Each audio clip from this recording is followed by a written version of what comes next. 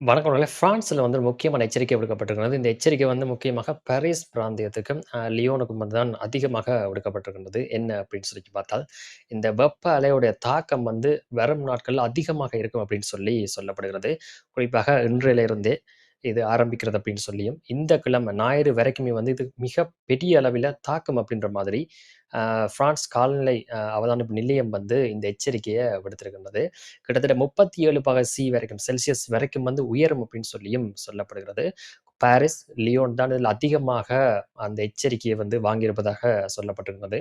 இங்க இருக்கிற மக்கள் வந்து மிக கவனமாக இத வந்து ஒரு தொலைநோக்கோட அதாவது சொன்ன எதிர்கொள்றதுக்குரிய ஆயத்தங்கள வந்து மேற்கொள்ற மாதிரி ஒரு ஒரு ஒரு எச்சரிக்கை தான் வந்து அவர்கள் விடுத்திருக்கின்றார்கள்.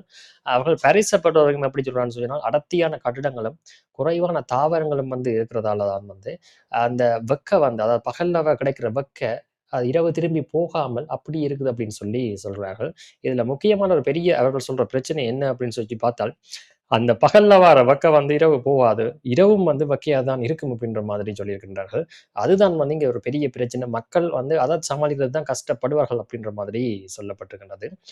மிகப்பெரிய அளவுக்கு தார் ரோட்டுகளும், அ சீமெந்து கட்டடங்களும் வந்து அந்த பகல்ல வர வெப்பத்த வந்து புடிச்சு வச்சிருந்துட்டு, அத வந்து இரவு வந்து வெளிவிடும் அப்படின்ற மாதிரி சொல்லப்பட்டிருக்கின்றது. அந்த வெளிவிடுறது தான் வந்து இரவு வெப்பநிலையை வந்து குறைக்காம ஒரு குறிப்பிட்ட அளவுக்கு மேல குறைப்பாங்க. கிட்டத்தட்ட 26, 27 வரைக்கும் இரவின் வெப்பநிலை இருக்கும் என்று சொல்லியும், அது கீழ குறையாது அப்படின்ற மாதிரி சொல்லப்பட்டிருக்கின்றது. இரவுக்கு அது ஒரு பெரிய வெப்பநிலை தான் அப்படின்ற மாதிரியும் சொல்லியிருக்கின்றார்கள்.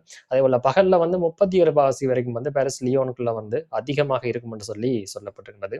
லியோன பொறுத்தவரைக்கும் அதே மாரி தான். அதுவும் கடற்கரையிலிருந்து தூரத்தில இருக்கிற ஒரு நகரம்.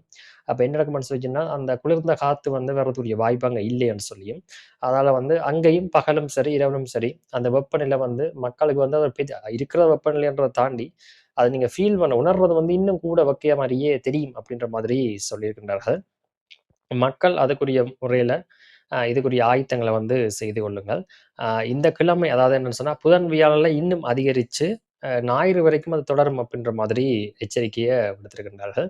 இப்ப வந்து ஆரஞ்ச் அலர்ட் வந்து இந்த 2 பிரதேசங்களுக்குமே கொடுக்கப்பட்டிருக்கின்றது.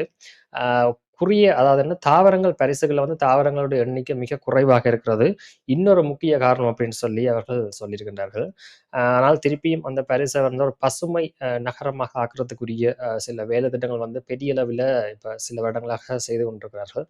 ஆனாலும் வந்து அவர்களால வந்து செய்ய முடியாதது காரணம் நகர் மயமாக்கல்ன்றது வந்து வேகமாக அதிகரித்துக் கொண்டிருக்கிறது. உண்மையா பாரிஸ தாண்டி புறநகர் பகுதிகள்லயே வேகமாக வந்து நகர விரிவாக்கம் நடந்து கொண்டிருக்கிறபடினால, இது வர வர வந்து இந்த வைக்கக்கூடிய பிரச்சனை வந்து நீங்கள் பாரிஸ தாண்டி வேற இடங்களுக்கு வைக்க கூட வந்து இது ஒரு பெரிய பிரச்சனையாகக்கூடிய வாய்ப்பு தான் வந்து இப்போதைக்கு இருக்கிறது. ஆனால் பாரிஸ் வந்து ஏதோ ஒரு வகையில இத வந்து சரி பண்ண வேண்டிய தேவை வந்து இருக்குது. காரணம் உண்மையா தாங்க இயலாமல் தான் இருக்குது அப்படின்றதான் வந்து தகவல்.